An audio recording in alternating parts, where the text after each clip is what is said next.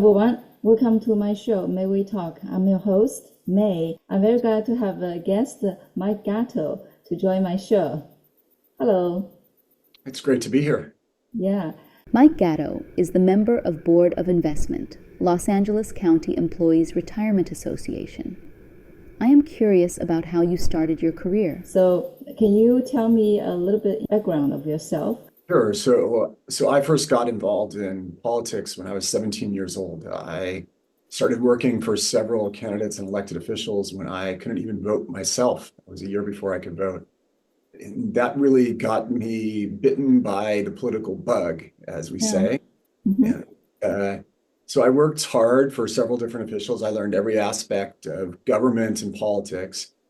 And eventually I ended up being a congressional chief of staff for United States Congressman Brad Sherman. He's a very senior member of the Foreign Affairs Committee, and he's also very well known for his financial services background. And I worked for him for 5 years while I went to night law school. And I joke that nobody saw me during that period because I would get up and go to work, and I would work for the federal government, and then at night I would study and everything like that.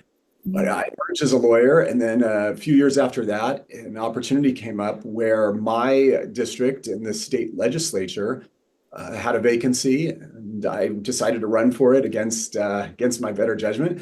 And by some miracle, I won, and I ended up serving 4 terms in the California legislature. And it was a very rewarding and very wonderful experience. And now I help people solve problems with the government.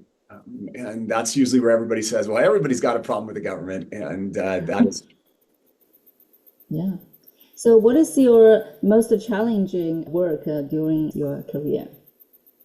So the most challenging thing politically is developing consensus. We live in a country that is deeply fractured right now. We have 2 different sides that seem like they can't agree on anything. Yeah. I'm old-fashioned. I remember the time where there was a little bit of a national consensus. We could agree on things like basic facts. We could have civility with the other side. Some people say that those days are over, but I like to think that they are not. I like to think that we can still come together as one people.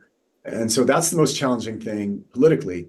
Most challenging thing from the legal side, of course, is when somebody has a particularly difficult problem with the government, is making sure that the government is responsive. It's very, very hard when somebody is going through something with the government. They sort of lose faith. People say to me, they're here to serve us, and they're public servants. And sometimes people in government lose sight of that. And, I have to remind them. Yeah, of course. Yeah. So what is your next move? I mean, the plan for your near future? I don't know. There's an old saying in politics that to get elected in politics, you need to be waiting for the right bus on the right street corner at the right time of day with the right fare, with the right change, to go for the right bus in the right direction at the right time. And so, I take things one day at a time. I know that my political career is not over. My wife made me press pause because when our 3rd child was born, and that's fine. My main goal is to be present in their lives. But as children grow and as days and years go by, I know that there's a role for me somewhere out there. And when the right time arises, I will go for it. I stay involved. The LA County Board of Supervisors appointed me recently to LACERA, which is the LA County Pension Board. We have over $80 billion under management. I'm on the Board of Investments. We are tasked with investing the money for all of the retired workers and current workers in the county of Los Angeles. And so, I stay involved with political things. I'm on the news twice a week, 3 times a week, commenting on political affairs, and it certainly helps keep me involved. Okay, so how do you balance your political life and with your investment? Because that definitely both takes a lot of time, right? Yeah. So, I couldn't have it any other way.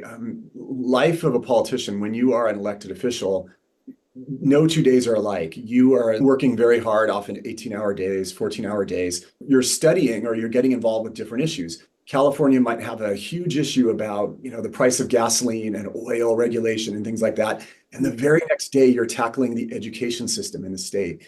And so it's by definition and by its nature, every day is different, and you have to be an expert on many subjects. Mhm. And so, my cousins joke with me. They say, "Gosh, you're the king of side quests. You're involved with so many things. You're a captain in the California Guard. You're doing this investments, But I couldn't have it any other way. I need to live a life that is varied. I think variety is the spice of life, and I would get very bored and feel like I'm not living life to the fullest unless I live this way." Okay. Speaking of investment, because I used to be an investment banker in Hong Kong for 10 years, I see a lot of economic change and movement right now. So what is the challenge and opportunities in the modern economic or in the near future you see? Well, it's funny because there are so many different opinions. You get in a room with 10 people in finance, you'll probably have 20 opinions on these things. Yeah. But look, I think the main thing is a lot of people who follow conventional wisdom, they believe that inflation is not quite over yet.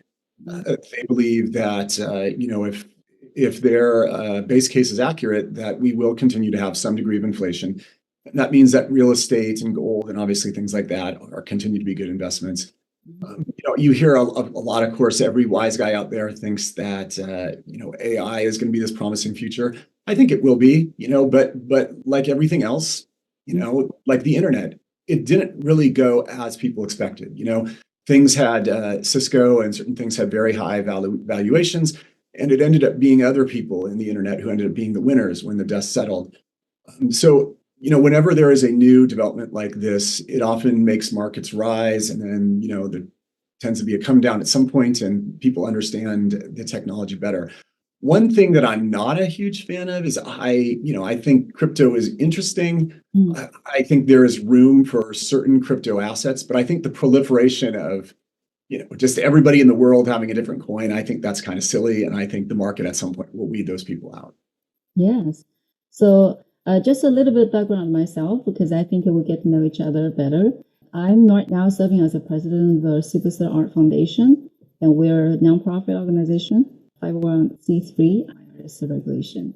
Myself as a filmmaker and investment banker. I've been doing the investment bank before I moved to the US, and now I just did 2 movies. One of them is called Lost in 24, it's an independent movie, and another one is Booming Sisters.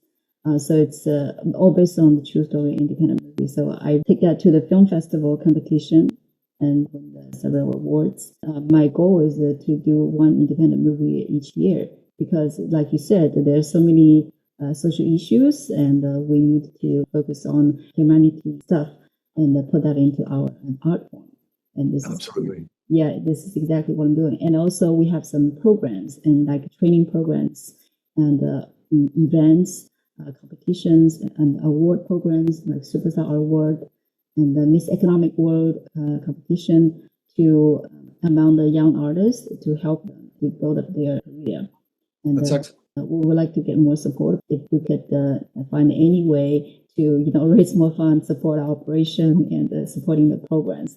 So hopefully we would have a chance to talk more about it in the near future. Yeah, absolutely. I am very involved in philanthropy.